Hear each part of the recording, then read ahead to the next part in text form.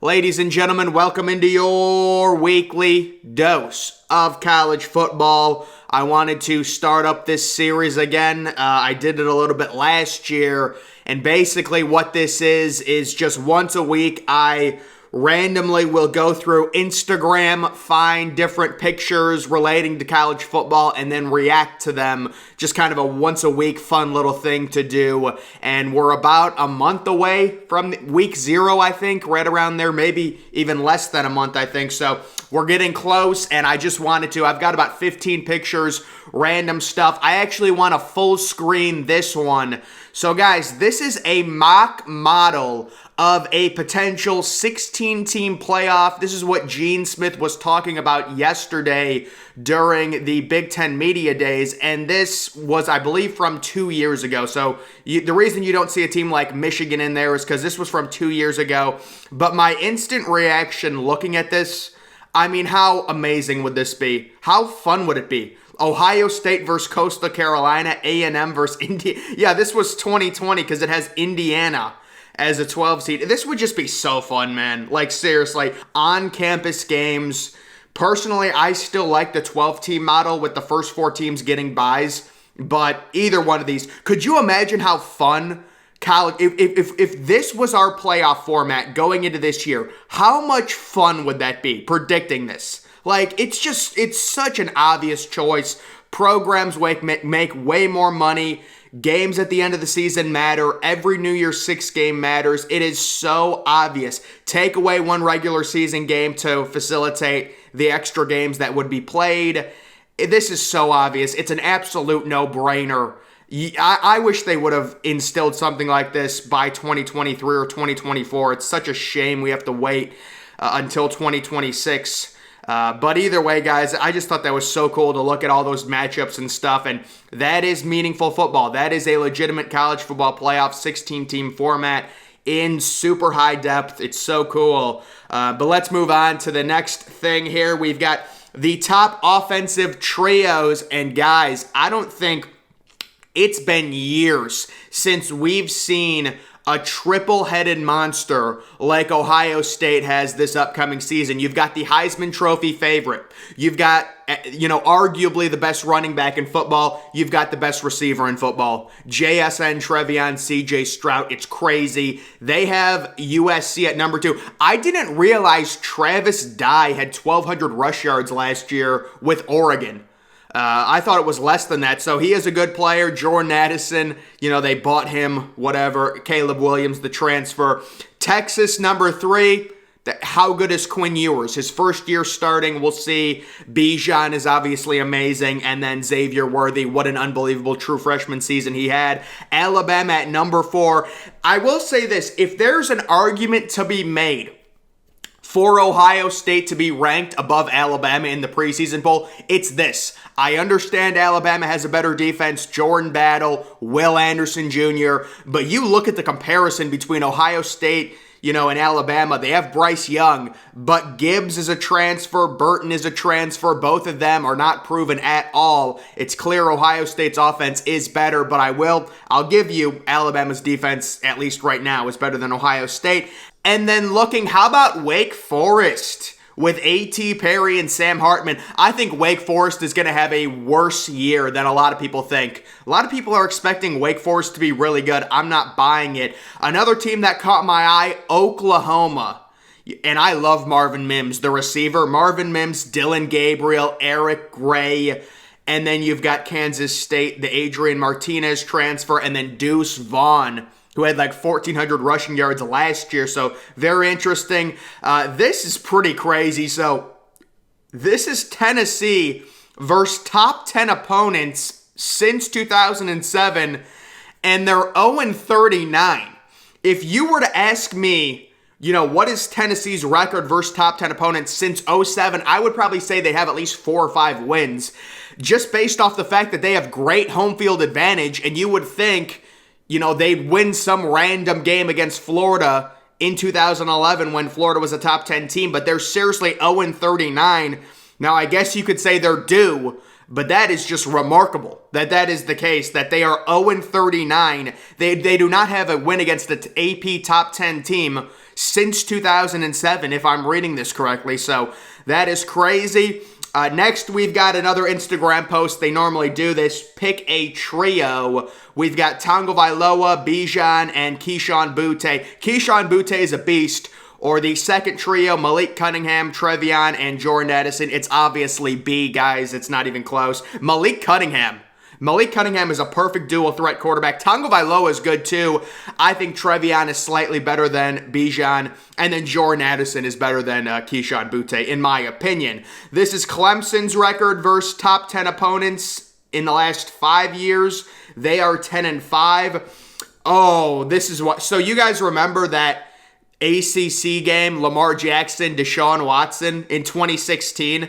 Did the ACC, when Louisville had when Louisville had Lamar, the ACC was so much fun. It's so sad what happened to it, but you can just see Clemson, they're 10-5, their wins and losses. Yeah, I don't even know why I screenshotted that one, but I guess it's interesting.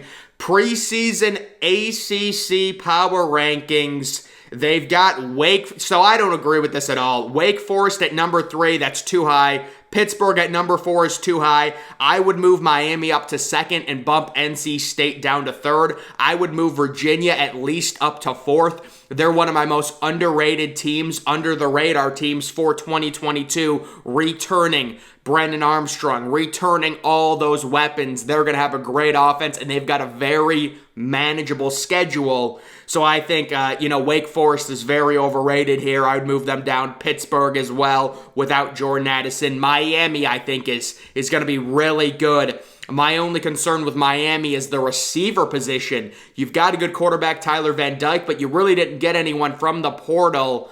But they should have a really good defense. They've got some superstar prospects, Leonard Taylor, James Williams, both former 5-stars. Boston College at number 9, that's probably right. FSU so the rest of those rankings. Duke may be the worst Power 5 team. Well, I don't know if you can say that. I would probably say Vanderbilt, but Duke is really bad. Big 12 Offensive Player of the Year, last 10 winners. I didn't know Breece Hall won back-to-back Big 12 Player of the Years. But you guys, the reason I screenshotted this, D.D. Westbrook. Who remembers D.D.? He was a beast. D.D. Westbrook was a Heisman finalist in 2016, I believe, with Baker Mayfield when they had 5 Heisman finalists. Yeah, you guys remember that year they had 5 Heisman finalists and Jabril Peppers made it with like 1 interception or something? Trevon Boykin. Oh, I love Trevon Boykin. That's one of the best college quarterbacks. Trevon Boykin, Bryce Petty, Colin Klein. There's a trip down memory lane. Those are 3 great college. Remember Baylor? The Art Briles era. I remember Baylor's non-conference schedule was literally, you couldn't have a worse non-conference schedule than Baylor did in like 2013 and 2014, and they would just run up the score and score 70-plus points in every one of those games. Best conference. So this is always an interesting thing. And it's so interesting. I was just thinking about this in terms of realignment and how sad it actually is. Obviously we know the SEC is the best conference, the Big Ten's number 2. But after that, we are seeing these conferences improve. You've got Texas with Quinn Ewers getting the commitment of Arch Manning. With the NIL situation, they're improving their roster significantly. They've got Steve Sarkisian. We'll see how they develop. Oklahoma might take a little bit of a step down, but overall, that's still a very good program. So, it's so sad what happened to the Big 12, losing those 2 teams. The Pac-12 as well. USC with Lincoln Riley. There's a lot of hype. Utah's a really good program. Oregon with the NIL Nike situation is getting better. So the UCLA with Chip Kelly, they've been having a few good years. It's so sad these conferences are getting gutted. But in terms of this coming year, my rankings would be SEC 1, Big Ten 2, and then I'd probably go ACC number 3 because I like Clemson and I like Miami, and they just have, and they also have NC State, who's going to be a very veteran team. That conference is really, I think the Big 12 is really deep, but I think the ACC has a little bit more high-end talent. And then also, it's not like the Pac-12 is terrible. You've got Utah, who's probably going to be a preseason top 10 team. UCLA, we know that. USC, well, it'll be interesting. Lincoln Riley's first year with Caleb Williams. So really, the conferences seem to be balancing a little bit better. Obviously, we know the top two conferences, but it's such a shame with conference realignment. I really think we were getting close to having a more balanced college football ecosystem. Of course, that's all going to be ruined when Texas and Oklahoma go to the SEC and USC and UCLA go to the Big Ten. Returning rushing leaders. So I didn't realize Sean Tucker was coming back. I thought Sean Tucker was like a super senior last year. I don't know. I guess he is back. There's Deuce Vaughn. And then the two probably best guys on this list, Braylon Allen and Trevion Henderson, who were both true freshmen last year and put up those numbers. So it'll be interesting to see what they do.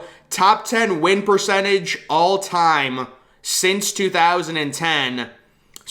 All time versus since 2010. So Alabama is basically winning at a 900 clip since 2010. Ohio State's would be better if they counted the vacated wins. So Ohio State, what did they have? 10 wins vacated in that season with the tattoo saga. So, I don't think they'd be better than Alabama, but they'd be better than 865. Notre Dame, basically the same as they've been all time at 734 versus 730. Michigan, a little bit down, of course. Boise State, they're so consistent. Oklahoma's had a really nice decade, over an 800 win percentage. Texas, barely over 500. USC is down. Penn State, it's because of the scandal. That's why they're down. And then Nebraska, I'm shocked they're even over 500. Well, I guess not. Bo Pelini had some decent years. Madden 2023, top-rated rookie QBs. I don't know. The reason I screenshotted this, it seems like these guys are really bad. 70 is the highest rate. I know they're rookies, but, and why is Desmond Ridder the highest rated QB? Malik Willis is number 2. This was disrespectful towards Kenny Pickett. I'm not a Kenny Pickett fan, but they have Kenny Pickett ranked 4th. He was the only first-round QB in the draft. He went 20th overall. Desmond Ridder went in the 3rd round. Malik Willis went in the 3rd round. Sam Howell went in the 4th round. So Madden obviously doesn't like these rookies or the rookies in the class, according to those rankings. Which new coach will have more wins this season?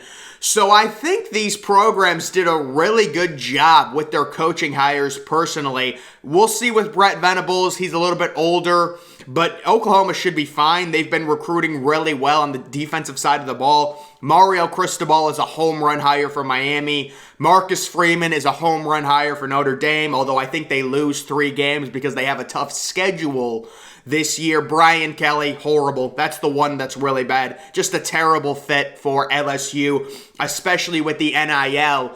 It's literally water and oil with Brian Kelly and then Lincoln Riley. So, 4 of these hires were really good, I thought. And I think who's going to win the most games this year? I think it's Mario Cristobal. I think Miami gets to 10 or 11 wins in the ACC Coastal.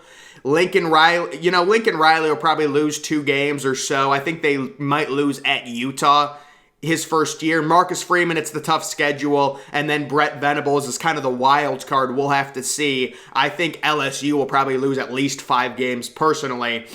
These are just overall bowl predictions, so it's always interesting to look at it, and they always seem to do some weird matchups. So the 2 playoff games, Ohio State versus NC State in the playoffs. That's hilarious. And then Alabama and Utah is the other game.